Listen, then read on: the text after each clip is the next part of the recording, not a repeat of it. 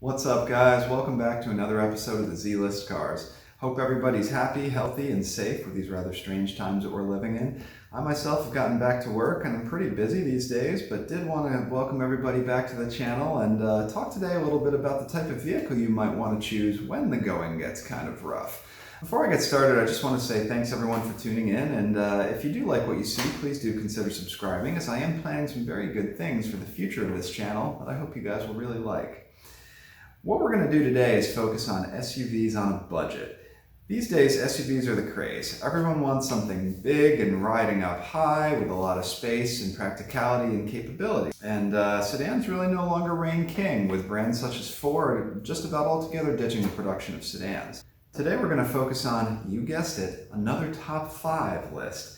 But this time it will contain my personal top choices for the best SUV that you can buy under $7,000. I thought this would be a pretty relevant topic for many, as I know there are lots of families and individuals out there who could really use the space, practicality, and capability of an SUV, but are on a budget and really don't want to spend too much money on this kind of purchase or have a monthly car payment. I'm not going to focus so much on how great they were when they came out, but a little more on how they would hold up today. I'm not going to be focusing so much on the smaller crossover SUV kind of class like this Honda CR-V and the Toyota RAV4.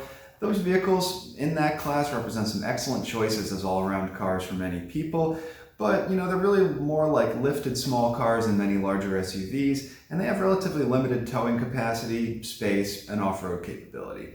I'm also not going to be focusing on the largest of the SUV class with old school buses like Excursions and Suburbans, as many SUV shoppers in this budget are not necessarily looking for something that big. I'm mainly going to be focusing on the sizes in between, so more or less mid-size SUVs. So let's get started. Alright, number 5 on this list is going to be the first generation BMW X5, the E53, sold in the States from about 2000 to about 2006. Now for this list that caters to folks not looking to spend big bucks on this purchase or maintenance of an older SUV, and where practicality and simplicity are both factors, it might be surprising to see an older BMW on here. However, the first generation, the E53 X5, is kind of a gem in terms of SUV values these days, as well-maintained examples, especially 6-cylinder ones, have stood the test of time better than you might think. Attractive, luxurious, and mid-size, these early X5s really did have a lot going for them. But the maintenance, you must say, that must be a nightmare on a 17-year-old BMW. Well, not necessarily. Like any 15 or so year old car, especially a European one, it may have little quirks and need a little bit of TLC here and there. But overall, these E53 X5s came from an era when BMW weren't quite as overly complex as the newer ones are these days. There was no turbocharging, no direct injection, no multiple drive modes, no adaptive computerized suspensions that change the stiffness 95 times a second. They were sophisticated and luxurious for the time, but they were a lot simpler than some of BMW's newer stuff. Another key component here is the engine choice. I mean, these earlier X5s came with either BMW's legendary 3.0-liter inline-six, an optional 4.4-liter M62 V8. The M62 V8 had a few known weak points, like many older BMWs over the course of time. Cooling system, M62 had timing chain guides that could be problematic. If you did a few well-known preventative maintenance items on these cars, they really wouldn't be too bad. BMW's inline-sixes of this era were very durable, and most issues that owners experience with these are not major engine problems, but little electrical gremlins maybe, and normal maintenance for the most part. If you can find one of these with 150,000 miles or less, I'd say, a 6-cylinder 3.0 model, has service records, has a decent history, looks relatively clean cosmetically, it's probably going to be a pretty safe bet and really represents an excellent mid-size SUV value for this price range. Alright, for number 4 on the list, we gotta go with the Toyota 4Runner. Can't leave it off. I'm gonna go into a little more why this 4Runner is not number 1 or number 2, despite being probably one of the most legendary SUVs available in this price range. $7,000 or less is gonna get you a pretty nice 3rd generation, mid to late 90s, or an okay 4th generation. And these are legendary SUVs in terms of reliability, durability, and because of that, they hold value tremendously well. Any Toyota truck enthusiast would back that up, and these 4Runners have always had a body-on-frame, 4-wheel drive, mainly 6-cylinder powered, mid-size SUV with very legitimate off-road capability, and a reputation for ruggedness and durability. Even a brand new 2020 model is basically matching all of this same description and is today considered extremely old school. A crazy fact, in the world of 9 and 10 speed automatics, these brand new, even to this day, Toyota 4Runners are still using a 5-speed automatic, but yet they still sell very well, and for a reason. The reputation and value holding properties of these trucks are actually a big part of the reason why it's not higher up on this list. However, for someone looking for a quality SUV in this price range that probably has a good few years of service life left in it, I absolutely could not leave a 4Runner off the list. The issue mainly with these trucks is that they almost hold their value a little too well. And what I mean is, in this price range, $7,000 is not necessarily going to get you the greatest example. You're likely going to be looking at a late 3rd generation truck, like I said, or an early 4th generation truck. And great trucks, but they will have some miles on them and definitely some wear and tear. You're probably going to be looking at least 150,000 miles in most cases, and over 200,000 miles in many, especially at this price point. If you don't know these trucks though, don't let that kind of mileage scare you, as they certainly have, like many other Toyota products, been known to run 300,000 or 400,000 miles or more with proper maintenance. The fact of the matter is, since there are generally zero known issues that are major weak spots with these trucks, you really can't go wrong with a 4Runner at this price point. But just do your due diligence as you would with any other car. Look at the underbody. Honestly, some years up north could mean salt corrosion on these trucks at this point in time with the amount of miles and age that I'm talking about on them. Have maybe a pre-purchase inspection done, and service records are always important as well. With those boxes checked, a 15 or 20-year-old 4Runner with 200,000 miles or less for $7,000 or less that looks pretty clean cosmetically is probably going to be a pretty awesome buy.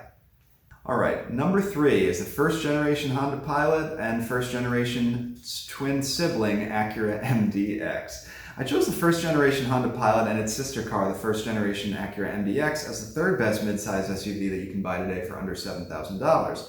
This represented Honda's first real foray into the midsize SUV segment, where it wasn't just sticking a Honda badge on an Isuzu or a Land Rover or something like that, which they did do in the 90s. No, this was all Honda, and they were on to something great. The Acura version, called the MDX, which I've included in a previous list of redesigns, but I overall praised it, was basically just a leathered up version of the Pilot, but still represents a similar level of value.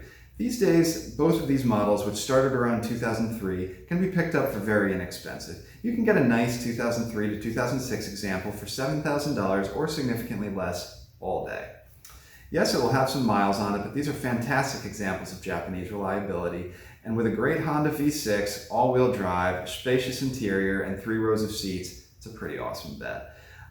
If you can find one in nice cosmetic condition with a good service history, I wouldn't worry too much about miles, since these should generally have plenty of life left in them at this point, and you can see evidence of this by looking at the odometers of many out there for sale. 250,000 miles or so is not uncommon.